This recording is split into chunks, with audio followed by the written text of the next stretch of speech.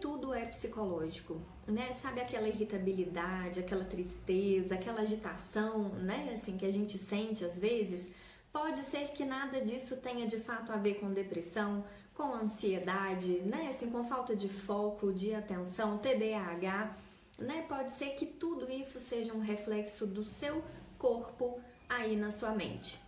E aí, pra gente conversar sobre isso, né, vou trazer aqui alguns exemplos clínicos, né, que eu já vivenciei aí com meus pacientes no consultório. Bom, primeiro eu queria trazer um exemplo, né, de um paciente que vinha com um relato muito forte, né, assim, era uma criança, e vinha com um relato muito forte sobre a questão de TDAH, né, de não ter foco, de ser hiperativo, de não ter atenção, de não responder comandos, né, e aí também entrava a questão do transtorno opositor desafiante, né?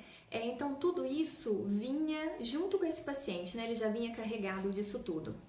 E aí, com o tempo, né, a gente foi descobrindo que não era nada disso, que na verdade, né, esse paciente, né, essa criança, nada mais tinha a não ser uma surdez, né?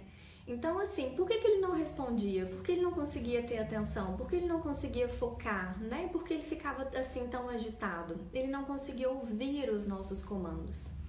Então, assim, é uma coisa bastante corporal, né? E que acabou influenciando aí no psíquico dessa criança, né? Que acabou, de uma forma talvez equivocada, né? Sendo rotulada. E ainda bem, né, que a gente foi descobrindo isso aí com o tempo, né, com bastante intervenção, e a gente foi descobrindo para que essa criança não fosse medicada desnecessariamente, né. Depois que a gente fez essa descoberta e começou a agir de fato na causa disso tudo, virou outra criança. Então a gente precisa de fato ter muita atenção, né, o que o corpo nos diz e quais são os impactos disso, né, no nosso comportamento, nas nossas relações, né, e no nosso psíquico também.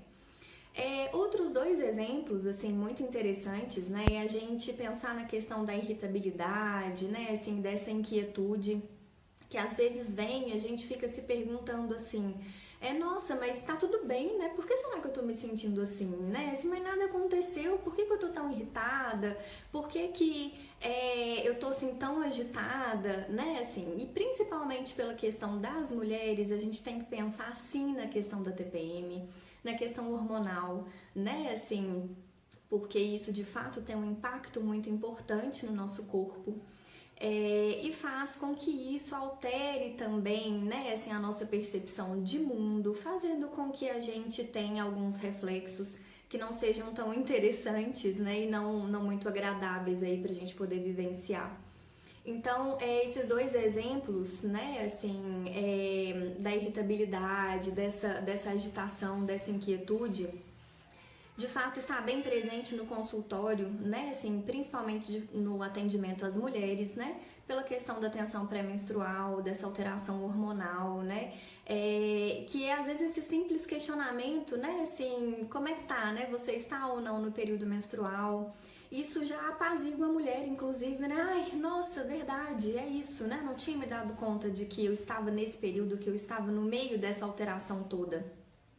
E também a questão intestinal, né? Assim, quando a gente não vai no banheiro, né? Quando a gente também não dorme bem, né? Pensando aqui, tudo isso também tem impacto na nossa irritabilidade, na nossa agitação, né? Na forma como a gente vê e se coloca no mundo, né? Naquele dia.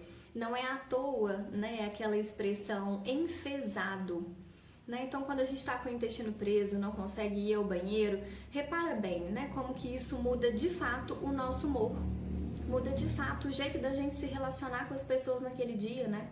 E às vezes esse simples cuidado de ir ao banheiro, de dormir bem, né? Assim, de tomar água, por exemplo, isso também tem um impacto muito grande. E isso são coisas que são muito perceptíveis assim no consultório, né? Quando a gente vai perguntando, fazendo essas simples perguntas, e aí, você tá no seu período menstrual? E aí, né, como é que tá a sua alimentação? Você tem dormido bem? Como é que tá seu sono, né, assim, seu intestino tem funcionado, não tem, né? Então a gente precisa de fato fazer essa investigação para entender se está tendo reflexo também nas suas emoções, nos seus sentimentos, no seu psíquico, né?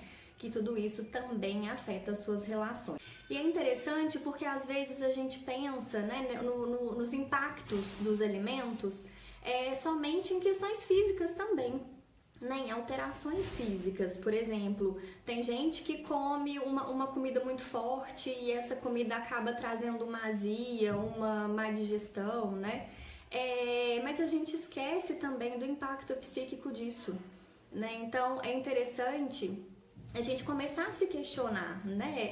Se eu tô sentindo isso, qual será, né, assim, a correlação entre uma coisa e outra? Né? Será que tem essa correlação? De que eu me alimentei ou que venho me alimentado, né? Qual é a forma que eu tenho me cuidado? Isso é importantíssimo para a gente entender o que é de fato físico, né? Que pode estar impactando aí no psíquico, e o que é psíquico e também pode impactar no físico. O nosso corpo, querendo ou não, né, depois que você faz a ingestão de um alimento, ele acaba focando as energias nessa questão da digestão, né, assim, em metabolizar tudo isso. Então, o nosso foco tende a diminuir, a nossa atenção tende a diminuir, às vezes a gente fica com a sensação, né, de desânimo, né, com essa perda de foco, perda de atenção, irritabilidade algumas vezes. Então, tudo isso é muito importante. Nem tudo é psicológico, gente, né? Assim, é preciso investigar também as causas corporais, é preciso que você conheça de fato o seu corpo, né? E o que você está fazendo do seu corpo, né? Que também possa estar aí influenciando no seu psíquico, nas suas emoções, nos seus sentimentos, na forma como você vê e vivencia o mundo. Temos um corpo, então a gente precisa também olhar para ele para conseguir também olhar para outras coisas.